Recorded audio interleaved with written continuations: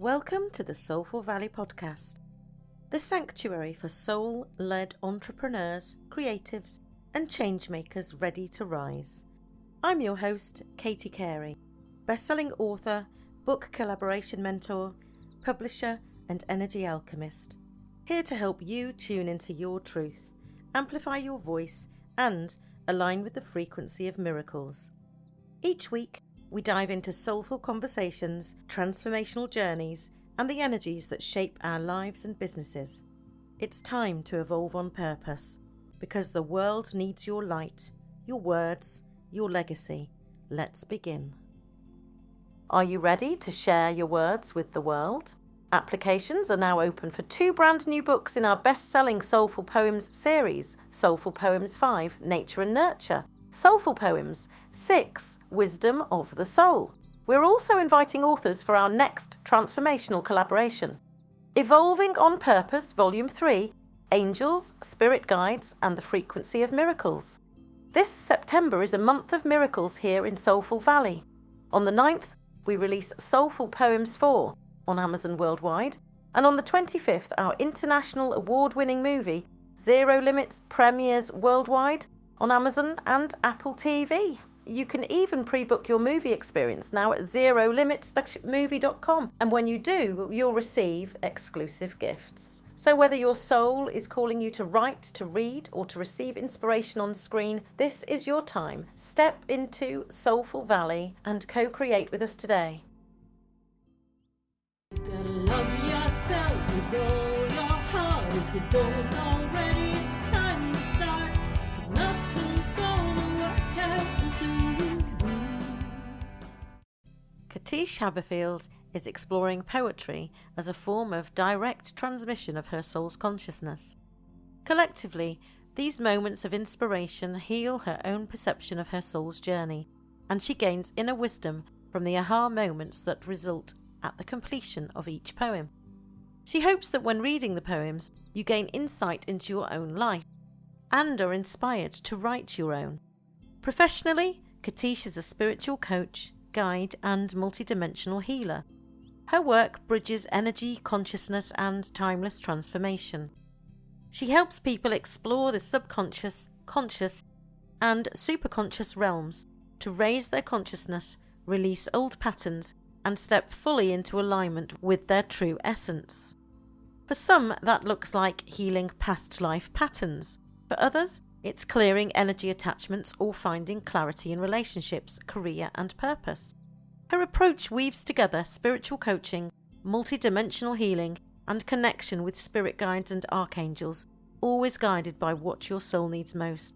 She also hosts the globally ranked podcast, The Infinite Life, where she explores consciousness, past lives, and spiritual awakening with teachers and seekers worldwide. You can connect with Katische at katische.com.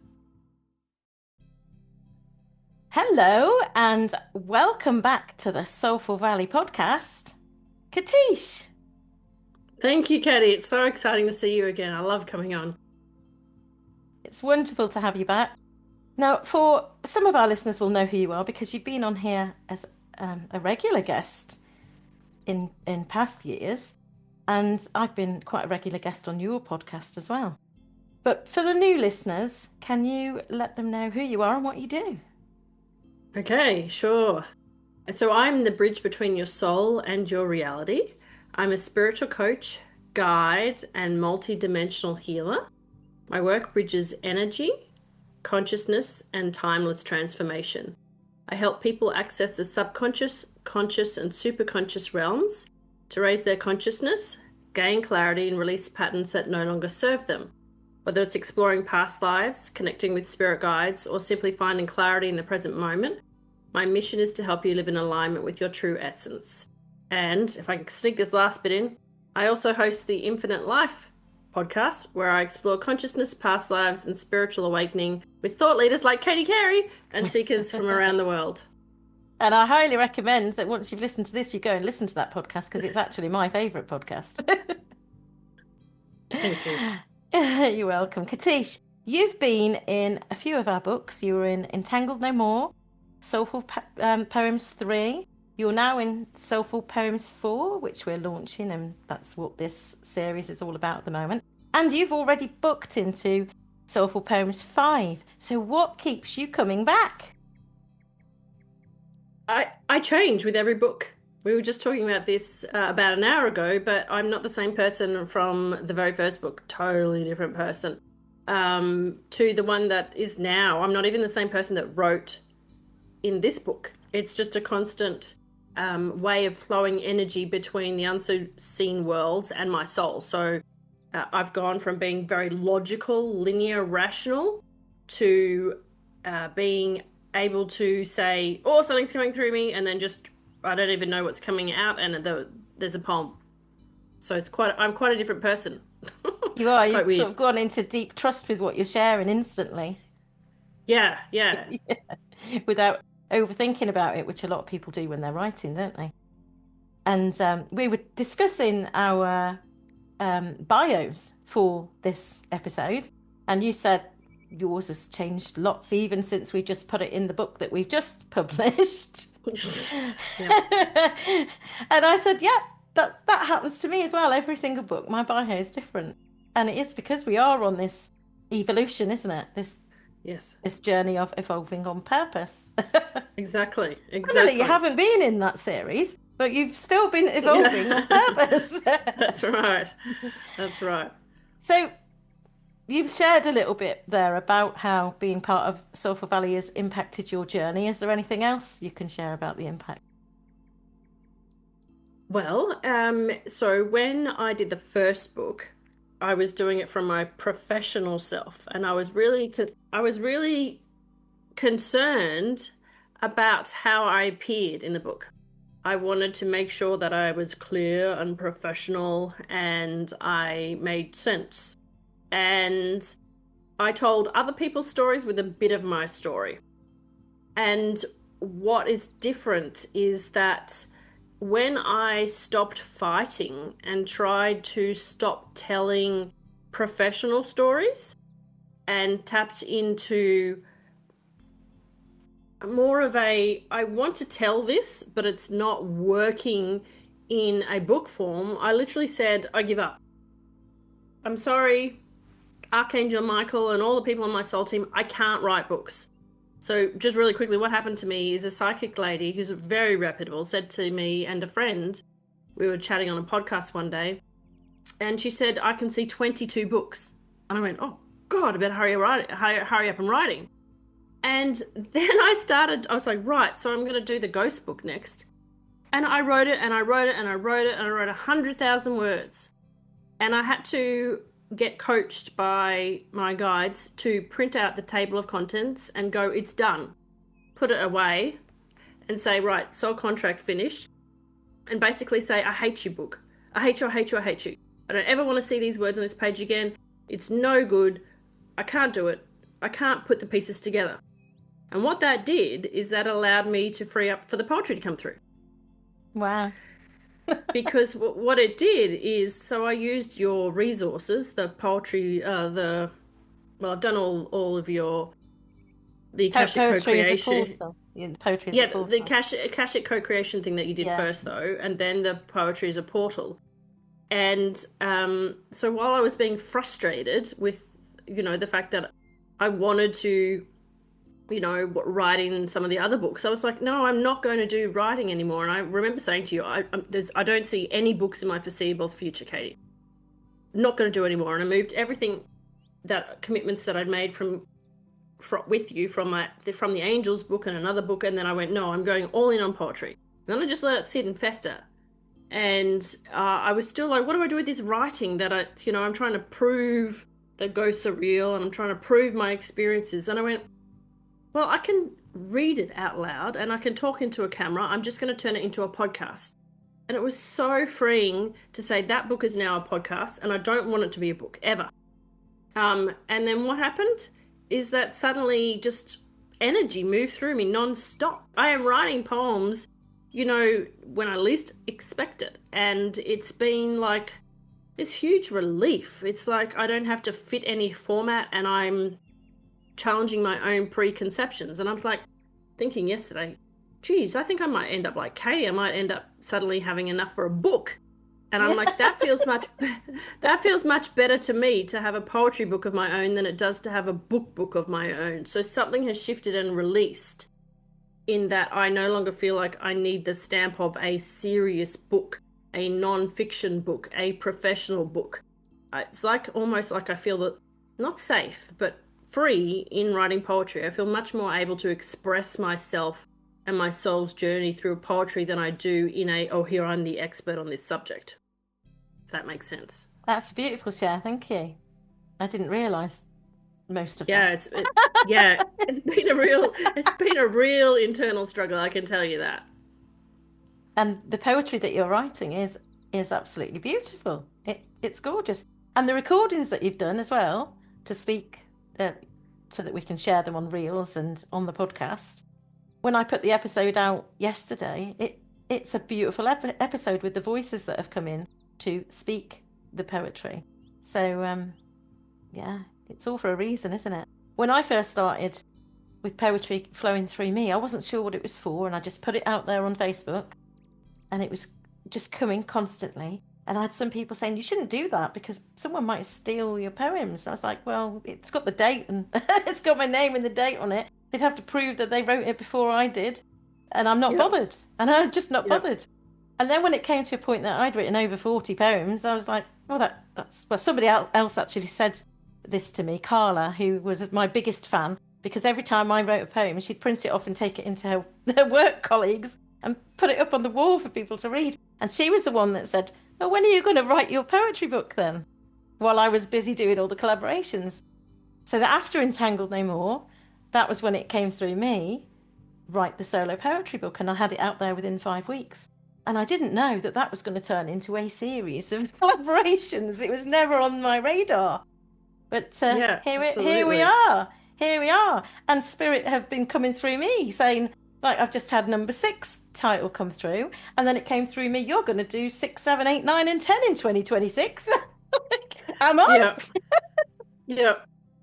Yeah, absolutely. And I think it's the, when we resist and we say, I have to do something, this is the next step that's logical, I need this to prove my professionalism, that's where we get stuck in an identity and a concept of professionalism. Like when I did that testimonial video for you, I was like, yeah, a poetry book is tax deductible. It is part of your professional bio because you talk about who you are as a professional, and this is how you move that energy through and show your expertise in a way that resonates at a soul level rather than at a mind level. So that's been important for me because it's also been the conduit for moving on with my services from a definition of a clinical provider, which is very structured, very you can and can't market this way, very you must look like this and you must have these kind of things that go in that box, to I'll call myself whatever I want. Do you know what I mean? Like, yeah. And I fought hard for the certifications that went with this professional box. And now I'm like, at the moment, my profile says poet. And I'm like, well, each week I might just change it to something else just to confuse you. Not confuse you, but you know what I mean? Like, to change my identity. So, you know, why the heck not? Yeah, multi-dimensional beings that we are. Yeah, so today I'm a poet, you know, it works for me today, you know, maybe you'll connect with me as a poet and next week I'll be an entrepreneur and you're like, what you done today? I love it. Can you explain your sessions simply for those who don't know what you do? Sure. So basically, you just book with me now and we have a chat. It's a bit like having a cuppa with a friend who is ready to listen, but it's a bit clinical in that I write it all down and listen for the words between the words. And then I use my experience to say, right, here's where the root cause of your problem, issue, energy block, perception, requirement for knowledge is. Now that I understand what you're facing in life, where your dreams don't meet your reality, now we will go into another session next time and I will take you into the space where the superconscious mind sits, and we will see what unfolds. And sometimes it's going to be me being a medium, me being a channel, bring through divine feminine energy like Jesus or Mother Mary or Mary Magdalene or one of the Davidic beings. And sometimes it may be going into a moment in time that is either in this lifetime, another lifetime, either in the future, in the past, time doesn't exist. Or maybe it's into a healing room. But the thing is that it no longer is one modality because it is shepherded by the multidimensional beings. So I used to say it'll be the archangels. And now I say, well, let's see who steps up for you, because it could be Jesus. It could be Mary. It could be Lalitha's friends, the blue beings. It's just changed so much in the last few months that I'm now got to that point where it's like, if you have an issue or a difference in the reality, then I will be the bridge for you. All you need to do is trust me, and then I trust the energy that is coming forward, because they can see from their perspective where the energy needs that tweak, and they can see whether it's your mind or whether it's something in your physicality or it's something at a totally different level. And that's kind of like freeing for everybody. Absolutely. And what shifts do you usually see for people? Okay, so at the most extreme clients, they stop being attacked by negative entities in their houses, and for some people that's like a demon, a devil, a hell being, a ghost. We've seen everything, right? So people who are being physically attacked in their sleep. 2, a manifestation of a love story like you. Or it could be a blockage at a divine masculine level or a divine feminine level that is stopping your expression. And it could be, like I've had people who have come because they want to meet the fairies, because the fairies have a very special message for their inner child. Or it could be as simple as, my money suddenly is gone. It's just dried up. My reality's changed. I'm doing everything the same way. Help. What is it? Which is where I was when I first was literally guided to you. Yeah, and a lot of people do that. They come to me when it's like, I can't figure it out. I don't know what's happening. Doesn't seem to be anything wrong. And what I've learned is to trust that the multidimensional beings, and some of them have been friends that you and I have met in our sessions and on the podcast. They come back in, they put their hand up and they're like, Katish, I'm here. Like someone, it's not Venera, but for an example, someone like Venera might come in who is connected to Katie and say, I can see what's going on here. Will you accept my guidance? And I'm like, thank you. And then they'll do a transmission to my mind, and I'll know exactly what to say, because it's outside of the human concept of what it is, and it's right in their alleyway. And then I'll be like, finish the session, I'll be like, wow, thank you, because you up-leveled me in that session and you up-leveled the client, and I had to hold that session energetically, but it was beyond what I could imagine or even express, because there's infinite possibilities, and what we've tapped into is that infinite awareness, infinite consciousness. And I've moved away from the ego of I have to fix it or the angels have to fix it. It's the soul knows what to do, and the soul brings in the helpers. Totally. And I've had big money and relationship shifts through your sessions. And there's always been synchronicities as well. So before I was guided to your first podcast series, I'd jumped into something called the Compassion Key, where we were working on past life things, and things still weren't moving for me. And then you just popped into my inbox and said, Katie, I'm doing this series about this money series. And I said, yeah, let's do that. And then all of the synchronicities that popped up after I did that with you, the kidney stone drama. And then we looked at the emotional, spiritual meaning of kidney stones, and it was all to do with emotions around money and relationship, money and love, wasn't it? And then the fact that in one of my sessions with you, I saw myself go to the end of my life in a happy relationship. And then by the time you aired that first episode, I was on my first date with Alan, which is crazy. But this is how these things work. There is no logic. No, that's right. And each time we meet, your soul has had a different level of readiness. So, for example, the last time when we did that channeling that's on my podcast, they said to you, you will never, ever experience pain again. That has been cleared in terms of, you won't ever move a kidney stone again as a result of one of the sessions that you do with me. That is gone. That layer is out of your energy field, so it does change completely. But even with the drama around what happened with the kidney stone thing, to me that was actually a gift, because before that, a few years before, I'd had kidney stones affecting me and my mobility for 3 years. So for me, it was like this happened and it shifted and it was gone the next day. Gone. Yeah. That didn't happen last time. Yeah. So for a night of, I was in a lot of pain, it hugely shifted what was going on for me. Like literally a client came into my inbox in the middle of that kidney stone experience, in the middle of it, after not having anyone come in for 3 months. So yeah. I get it. And so for me, with the book that for people who are watching a clip or whatever, Katie's got Soulful Poems, the blue one is how I call them, color-coded one. It's here. Yeah. And I only submitted one poem for that.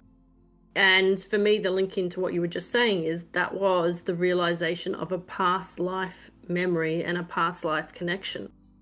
And that was the end of a lifetime. I only saw the end of the lifetime and the death, but it was the most beautiful death scene because it was dying in somebody's arms, right? Yeah. Which is kind of like, and both at the same time. So it was like completing together. It was beautiful. It was sad, but it was beautiful.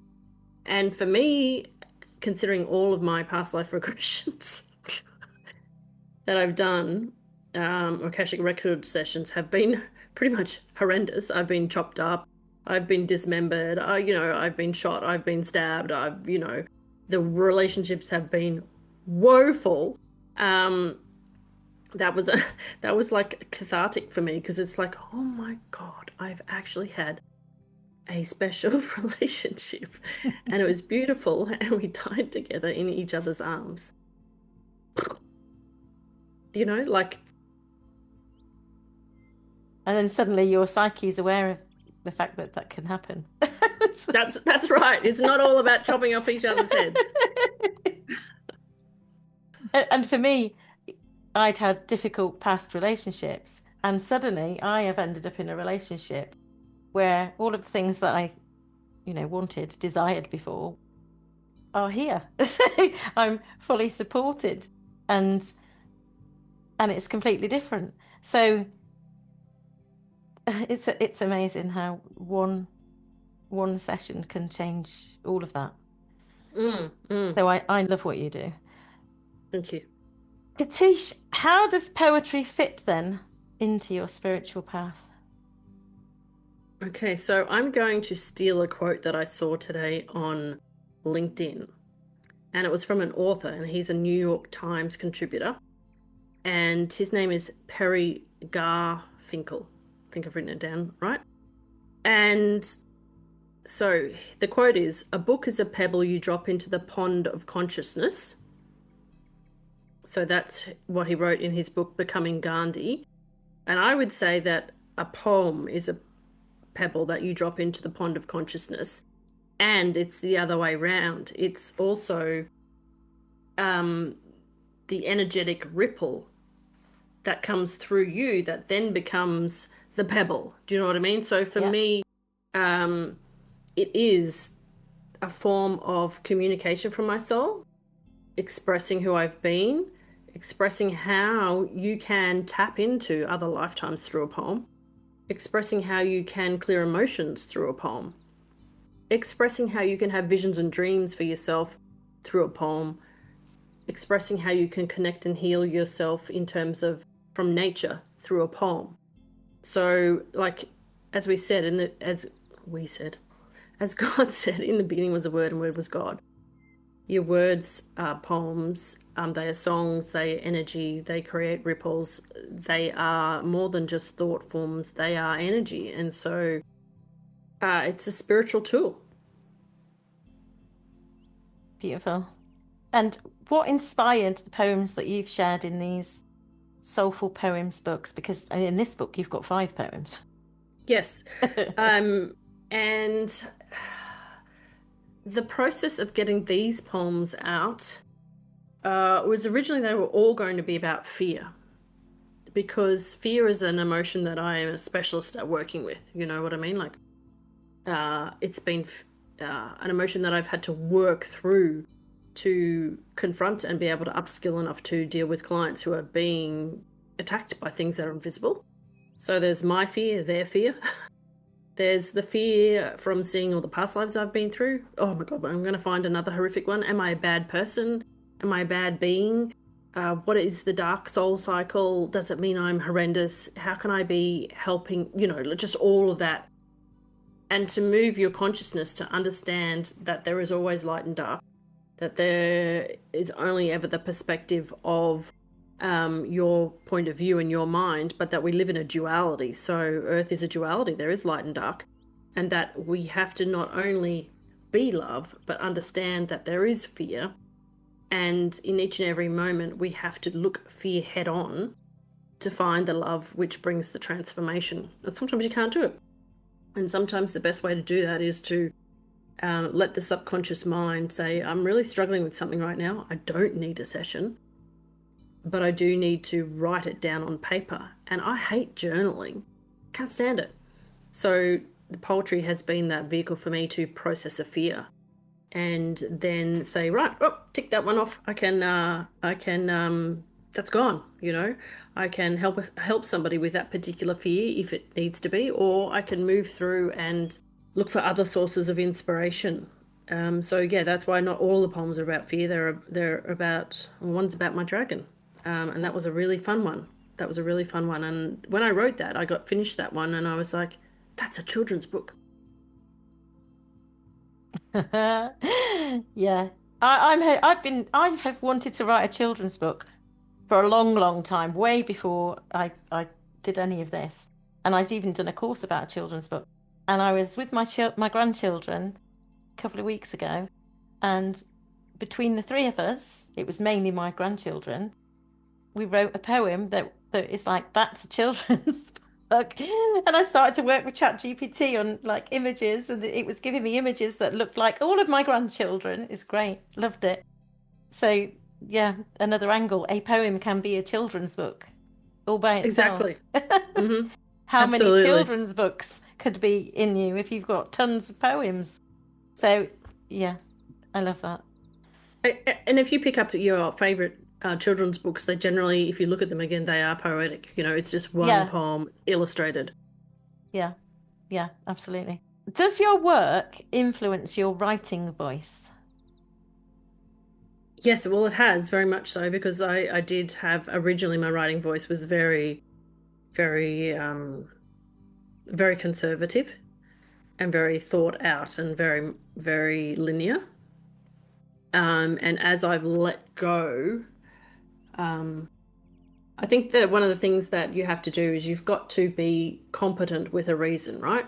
Mm-hmm. And so the first book was basically me owning my professional competence, because, you know, it's a long leap to go from a university lecturer and management consultant to a past life regression therapist. Like, let's be honest, it's a huge leap. And so being able to be proud of my certifications and not feel too weird, and then have a book, you know, and go to my parents, well, only one is alive, but to my family, oh, look, happy Christmas. You know, it's kind of like that. You know, it's that first test of look, everyone else sees me as professional in this area. You don't even know about that. So for me, it's very definitely influences, but what I've really appreciated is the poetry books have just let me destroy the held notion of the way that my career moving forward has to be. I've dismantled it again and said, it's fine. You can cope with ripping it apart again. Yeah. There's a whole ripple effect going on, isn't there? Ripping apart is being one of the ripples. Just shred it. Breaking Put that down. bio. Put the bio in the Crashing down shredder. all of the things that you thought you were here to do. Yep. So, Katish, you've referred new poets to our books as well. Why do you encourage others to join these books? Well, firstly, because most people think that they are not good at poetry. Most people judge themselves against the hot, hunky poets that are on Instagram and Facebook that, you know, people fall in love with madly. You know, I've done that, you know, the typewriter series, and, you know, I follow poets and I get obsessed with them. And then I think, but what I have learned from being involved in poetry groups is that everybody's poem is unique and different. And every poem is very special. And if you stop and really read them or listen to them or watch the poem or whatever it is, you learn something about that person. And what it does is it frees a part of themselves so that they can receive recognition, because they are usually very nervous about sharing that poem. And they're usually judgmental, and what they see in a poem will be possibly quite different to what you see in a poem. And so, like, today I was part of a poetry group and we all read one poem each, and you can see how freeing it is to them to have somebody explain what they got from your poem, because it's just that unspoken recognition. So to be able to come in with one poem and just have a go at it and then experience the publishing world, because the publishing world is really scary and confronting, and there's so many different things and so many different worries and such a big investment. One poem may seem like a steep investment, but it's not in comparison to writing a whole book. And or even a chapter. It costs a lot more or for even a chapter. Yeah, and that's because exactly. the editing process is not as expensive as it is in a chapter. There's a lot of freedom with the grammatical side of the poetry, and some people deliberately don't use any grammar at all or have certain patterns. It's quite hard actually proofreading.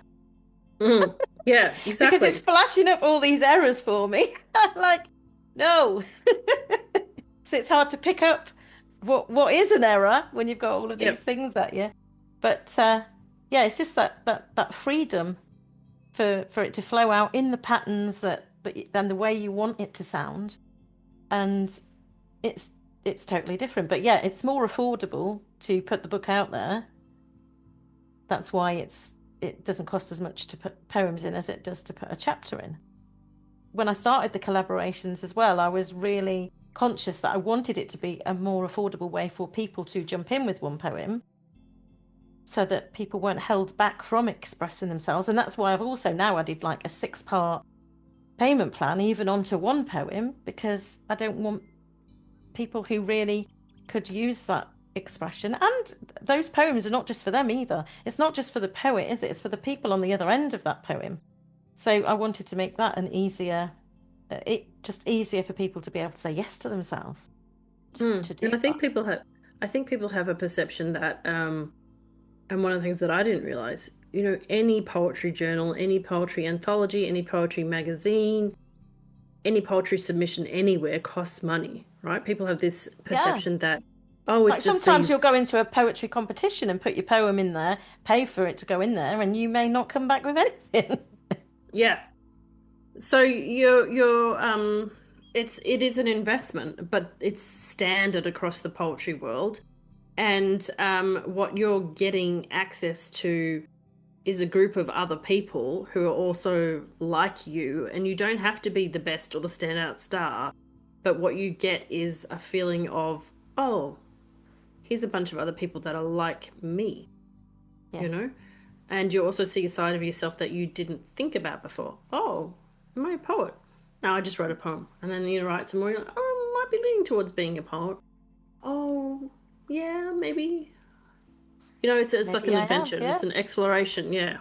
Yeah, and there's quite a few people that have come into our community as well through the chapters in the books that have ended up writing a poem that, I don't think they expected that they would be doing that. Yeah, that's right.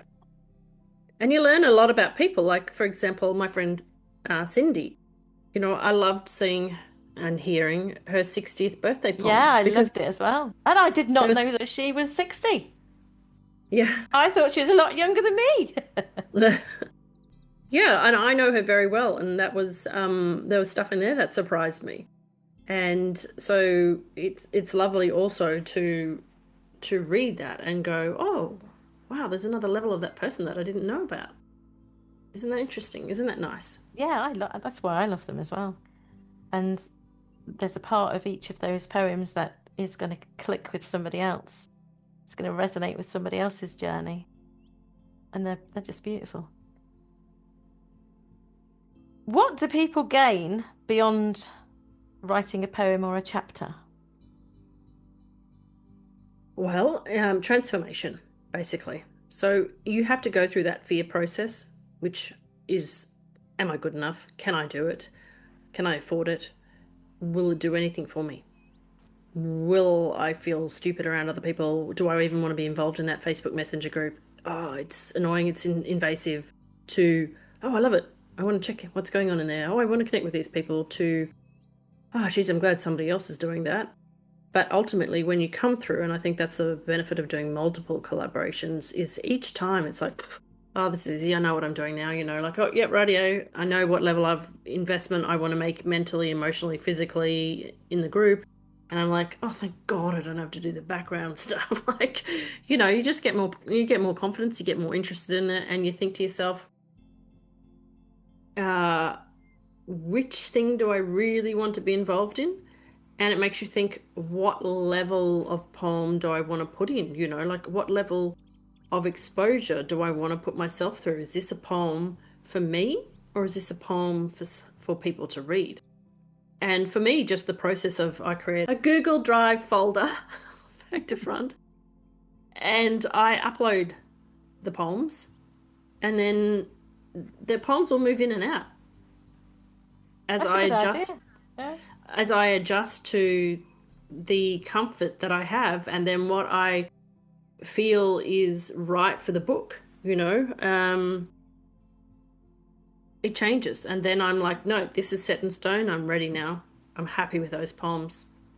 The others will be later, or just posted on Facebook. And it's just, sometimes you just have to, so for me, the process of putting a poem on Facebook is cathartic in itself. And so as you get more experience with just posting it, then you get more experience with, well, does this one now belong in a book? Or am I happy with it just being on my scribbled notes or typed up? Or, you get bolder and more comfortable with what you want to submit. I've gone and submitted a poem for a magazine, and it was very totally different. If it ever comes out, I'll be surprised, because it's like one written when I was single and recently divorced, and it's like, oh, Katische. Yeah, but it is going to resonate with a lot of people that are going through that, or at that Yeah, it was like, stage. yeah, it was it was totally different to my fear poems, I can tell you that. But there's different side of yourselves, and you get to learn the energy of, this belongs here, this one doesn't, this one needs to go somewhere else, this one's for just, And even if you're beyond exercise. the journey that you're expressing, even if you're way beyond that, you're still helping someone that's further back in that journey, whatever you're sharing at. I mean, I've got a couple of poems have come through me when friends have died, and now those poems are being shared at funerals. Yeah, beautiful. Because they're so deep, because they've been personal to me and how I felt about loss. And I'm just like, I'm quivering. I've got shivers when I'm saying this. For people to come and ask me, then can I read your poem at someone close to them's funeral? It's like, makes me cry. But clearly they weren't just for me. Yeah, exactly. Exactly. Yep. And, I think one of the things is that you can be having a shitty day and you can read a poem, or a good day, and it helps you through that emotion. Like, I do a photo a day challenge with a friend of mine. We've been doing it for a very, very long time. And today I just wrote to her and I said, Liz, no photo today, but here's a poem I found. Do you know what I mean? Yeah, because I just was busy today and I didn't take a photo, but I found a poem and it captured exactly what I wanted to share if I'd had a chance to take a photo. So, and what does that do? It keeps a connection between me and her. It says, hey, I had a busy day. It says, I know you have busy days too, and here's something that inspired me today or touched me today. In this time where people are going through really rough times financially, mentally, spiritually, economically, politically, there are wars and whatever, we can't change everything. No. We can only change our own lives, and we can uplift the people around them, around us and them. And so you're just like passing a poem as a message of hope. Beautiful. And we mentioned poetry as a portal earlier. That's something that I do pop in. I did create, because I know that people sometimes find it hard to actually really put it out there and publish it, because they've got all these fears of it not being good enough. And when you said, oh, I hate journaling, I thought that's why I did it that way. The way I did it, to bring, for those questions, to bring through the creativity, rather than just sit down and journal because I don't really do that very often either. It doesn't feel all that to me. But to express myself in a poem, it's just flows through. Don't think about it. It shifted something probably more powerfully than a whole hour of journaling is going to do for me. So I love that you brought that up, and I just thought I would mention the poetry as a portal, because I think that's quite helpful for people to express if they're struggling to express, and that is whether they're writing in a poetry book or not. Yes, because it's just powerful. It shows you step by step how to connect with energy and get the process started. And then it sort of like also says, here are some prompts. Now let me build that prompt into my day and just let's see what flows through me. Because, when you do that, you let the soul bring through the words in the poems, and you might think, I didn't even know that I thought that. And you might not even bring through a poem. It might be something else. Yeah, like whatever it is, whatever you scribble down. Yeah. I brought through a joke. Joke. So, I had a good chuckle when I did that. I'm sure nobody else found it funny, but I found it funny. And we all need a bit of laughter.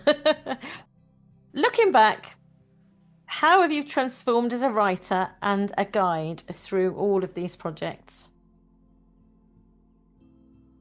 Well, I've become more open to understanding the many different forms of animals, curious creatures, like all the different creatures that there are in other dimensions, guides, angels, beings, past life, friends, lovers, fathers, mothers, dads, that are around me at all times that I didn't realize were there. And so for me, what it does is it makes me remind myself that I'm never alone, even though I know that, because that's professional. I know that, right? Yeah. But if I am upset or I'm going through a moment, I'm like, I wonder if they can help me with a poem today. And it might not come through, but at least I'm verbalizing, guys, I'm stuck. I know you're there. I've hit that freeze moment. Can you send me some love? And right now I want you to guide me through words. And it's like a feeling of not being monitored or watched, but it's like a form of friendship that gets expressed in very unusual ways. And so what it helps me do is go from Katische is weird.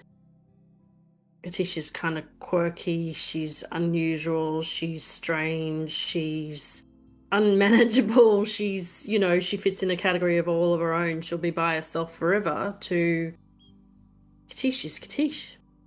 And I love Katische. Katische, how do you see your role in raising consciousness through poetry and story moving forwards? Well, I see the role as, because I never know what's coming through me next, when it comes through me, I have to do the work to get the next level of consciousness, to get the next guide, for example, the next energy that I see through my third eye that wants to work with me. And when I have cleared what was a current level of perception for me, and I've made that upgrade, then I'm able to share it with the world, and that helps them work with that energy. And so it's a way of sharing. The poetry is a way of sharing more freely and more quickly changes in energy. I think that's the best way to say it. It's like, it's my way to quickly get out, here's a new dose of love. And it feels different. It's got a different color. It's a different shade, different sparkle, different being. But take it, use it for what you want. You'll get it however your body wants to work with it. But please accept it from me, because this is something new that I've tapped into. And I don't need a big sticker or a certification to do it. It's just like, whoosh, there you go. Just it's like instead of holding on to it, it's just being the conduit. It's letting it flow through. Yeah. And you did something on your series that I was in a few weeks ago, where you brought something through to do with a rose. And after my session, I had a magazine come through my door with a double page spread about roses. I don't know if you remember that all the way back to your first series that I was in, there was a rose connection there, because the person I was infatuated with when I was 17, we sang a song together, Rose, Rose, Rose. And then he moved into Rose Terrace in Gretton. And now the new home that I'm about to move into has Rose in the name of the street again. So I've just linked that back to the little bit that you put at the end of it was right at the end of your podcast. In fact, I'd let it carry on playing, and then it came in unexpectedly, almost like it wasn't meant to be there, but I heard it. Yep, the secret surprise at the end. And that was before I came into that session with you, where again the roses came up, and just that simple message. I can see all of these synchronicities that have led from that. So, for our listeners, Katische, if anyone wants to come and play with you and basically transform their lives, where can they find you? They can just go to my website, which is katische.com. And if they fancy a little bit of look at love, that's my focus. I've got a brand new Facebook group, and you know how much I hate Facebook groups, and I've just had to go through a whole big transformation in the world of Facebook groups to go, right, I'm going to hold a container for love. And I might come in and share my love poem in there, actually. So that's right on my homepage. Yeah. But just go to katische.com. You can find the links to my podcast, to my Facebook group, and then to my services just there. That's got a unique name. Is there one piece of wisdom for those feeling the nudge to write that you'd like to leave them with today? Just sit down on your favourite couch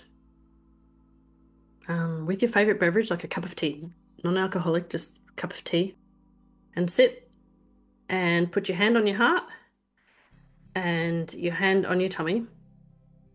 Have a sip of the cup of tea or whatever it is, And as the drink comes down, you can feel the fluid moving into you, right? So just invite them to become aware that the energy for the poetry starts in your heart. So allow yourself to feel the energy of your heart, not the heartbeat, but you will feel the energy of your heart. And as that feeling becomes bigger and bolder, as you take your small sips of your cup of tea, something will happen. And just invite you to just let it flow and don't censor your writing. Write it, even if you think it's stupid. Just let it write, because you never know where that poem is going to go. It might end up totally different. Just let the energy write it. Beautiful. And that just brought back to me something where at the beginning, when I was putting my poetry out there, I was a little bit, is this okay? And now I've got ChatGPT, and I just wrote a poem the other day and I put it in and I said, what do you think of this? And I couldn't think of what the title should be. And then it told me how beautiful it was. It didn't need anything because it was so good.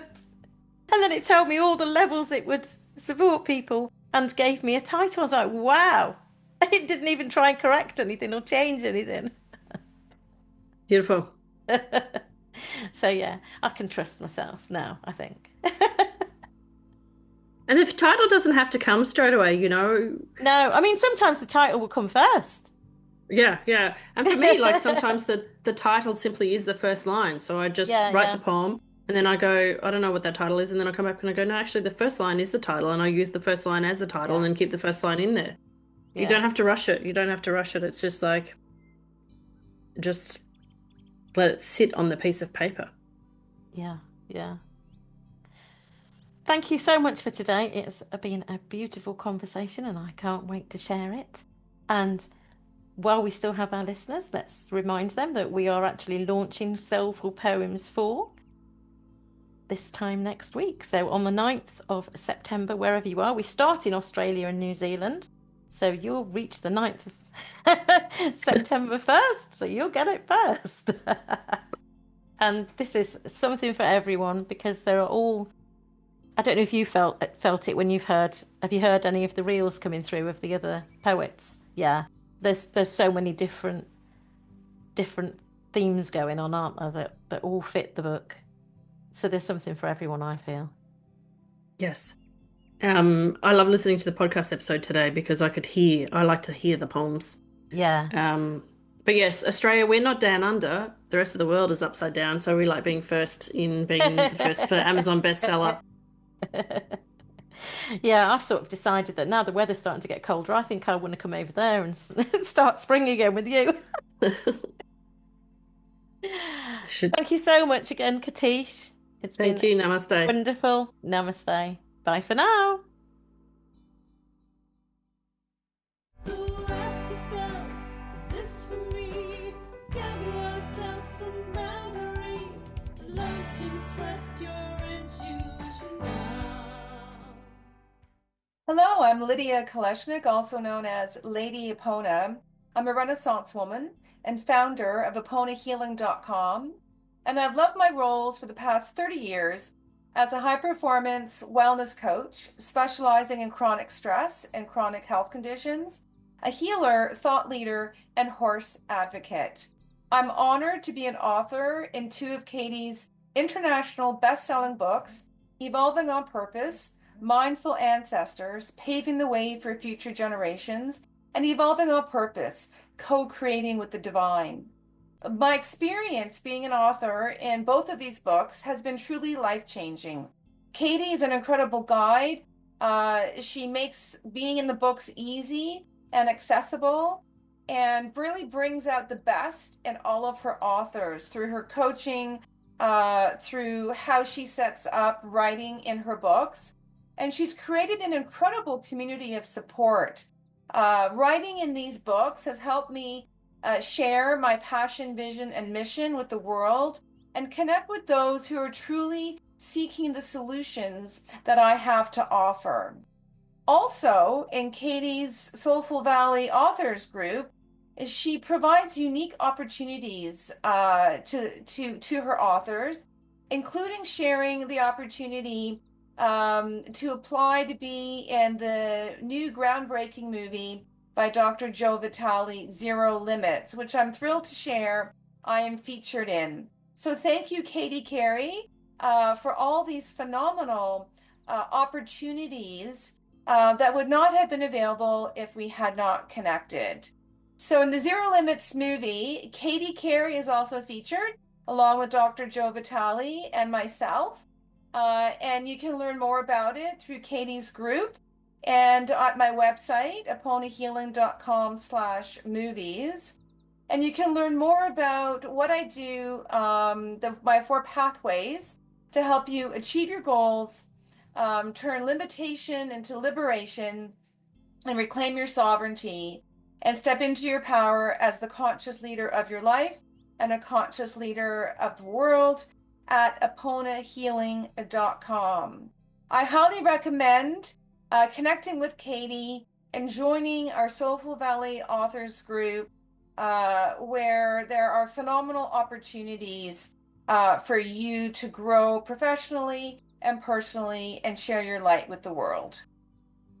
Thank you for tuning in to the Soulful Valley Podcast. If today's episode spoke to your soul,